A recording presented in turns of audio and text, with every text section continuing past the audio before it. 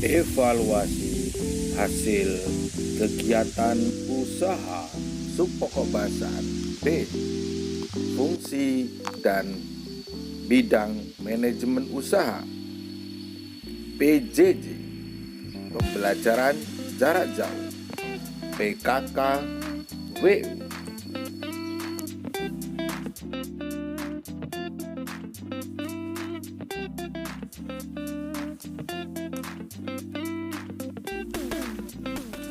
Bismillahirrahmanirrahim. Assalamualaikum warahmatullahi wabarakatuh. Salam sejahtera bagi kita semua. Om Swastiastu, Namo Buddhaya. Salam kebajikan buat kita semua. Baik, mari kita berdoa. Saya hantarkan bagi yang beragama Islam. Bismillahirrahmanirrahim. Raditu billahi robba wa bil islami dina wa bil muhammadin nabiyya wa rasula. Rabbi zidni ilman warzuqni fahman. Amin ya rabbal alamin. Bagi sahabat pintar yang selain beragama Islam, silahkan berdoa menurut keyakinannya masing-masing. Baik, pembelajarannya kita mulai. Yang ingin mempersiapkan alat tulisnya silahkan dipersiapkan, yaitu kita ke sub pokok bahasan B, fungsi dan bidang manajemen usaha. Nah, apakah fungsi-fungsinya? Ada fungsi-fungsi utama dari pelaksanaan manajemen usaha. Terdiri dari, kita lanjutkan setelah ini.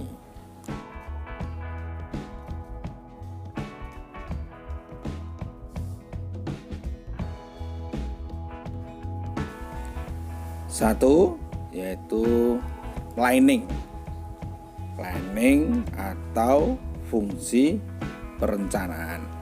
Jadi semua itu harus direncanakan. Direncanakan di planning. Apakah planning?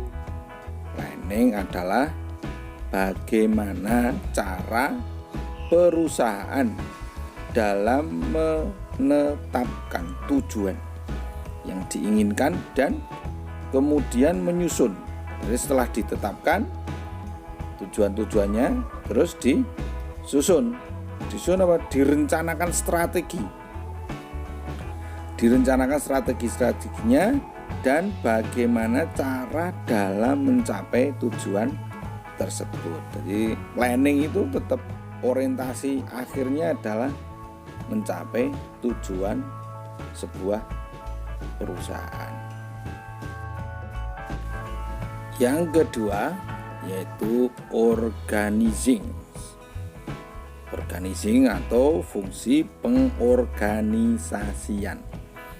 Apakah organizing? Itu fungsi pengorganisasian itu adalah berupa pengaturan sumber daya manusia. Jadi yang diorganisasi itu adalah sumber daya manusia, diatur mereka. Dan sumber daya fisik yang dimiliki agar menjalankan rencana-rencana yang sudah diputuskan. Rencana-rencana yang sudah diputuskan sebelumnya itu harus dijalankan. Untuk apa? Untuk mencapai tujuan yang diinginkan tersebut. Tentunya apa? Ya tentunya agar perusahaan itu mendapatkan keuntungan yang sebesar-besarnya.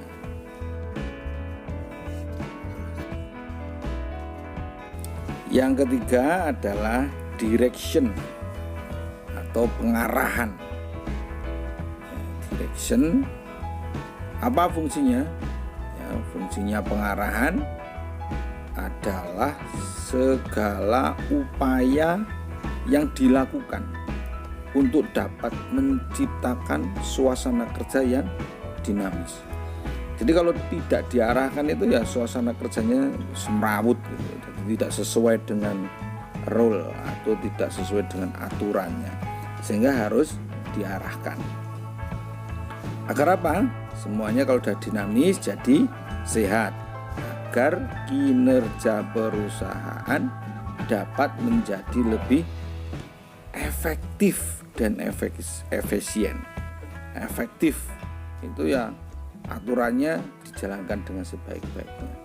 Efisien waktunya tidak menjadi lama atau bisa menghemat waktu dan biaya. Yang keempat yaitu controlling atau pengendalian. Jadi kalau tidak dikendalikan atau tidak dikontrol, wah bisa gawat toh. Ya. Makanya fungsi pengendalian adalah segala upaya yang dilakukan untuk menilai suatu kinerja yang berpedoman ya. Jadi semua dinilai tapi ada pedomannya pada apa? Kepada standar yang sebelumnya telah dibuat atau disepakati atau sudah dikasih tahu. Kalau kamu kinerjanya bagus, ya nilainya baik. Juga untuk apa? Untuk melakukan perbaikan jika memang dibutuhkan.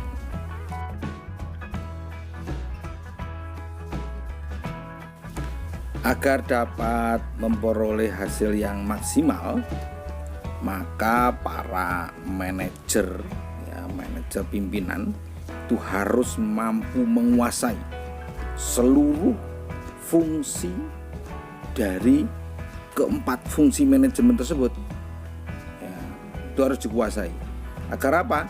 Agar pengelolaan sebelum menjalankan suatu usaha itu dia kuasai. Karena apa? Sangatlah penting. Karena dalam sebuah usaha membutuhkan adanya benteng atau pondasi sebagai dasar utama untuk mencapai tujuan.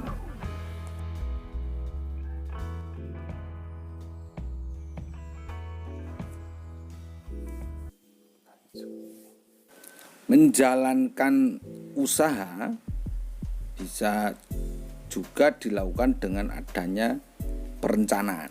Jadi semua itu kalau akan menjalankan usaha itu harus direncanakan, ya, direncanakan yang benar-benar matang terlebih dahulu. Agar apa? Agar kedepannya itu mau seperti apa, kepiye, ya, mau bagaimana, mau seperti apa, dan bagaimana untuk melanjutkan usaha tersebut.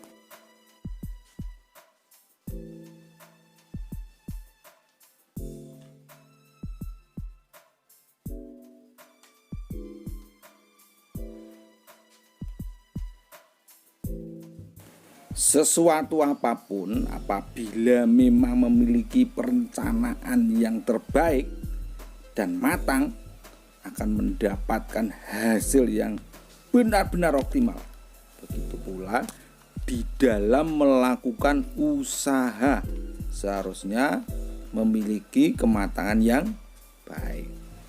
Setelah perencanaan, pengorganisasian, dan pelaksanaan dan pengontrolan seperti tadi yang 4 tadi, maka manajemen usaha sudah dapat berjalan dengan efektif dan efisien secara kesinambungan. Semoga apa yang saya sampaikan kali ini dapat menginspirasi, memotivasi, mengedukasi sahabat pintar semua untuk mulai punya rancangan-rancangan usaha berikutnya. Terakhir, yaitu tugas untuk sahabat pintar semua, tolong tulis di kolom komentar apakah yang dimaksud dengan fungsi manajemen dan apa yang dimaksud fungsi manajemen, ya, dan apa yang dimaksud bidang manajemen usaha. Silakan ditulis ditulis, diketik di kolom komentar. Jangan lupa ketik nama, kelas, dan asal sekolahnya. Sampai di sini, semangat untuk sahabat pintar Indonesia. Dari saya cukup sekian, saya akhiri. Wabil taufiq wal hidayah. Assalamualaikum warahmatullahi wabarakatuh. Jaga kesehatan, jangan lupa bahagia.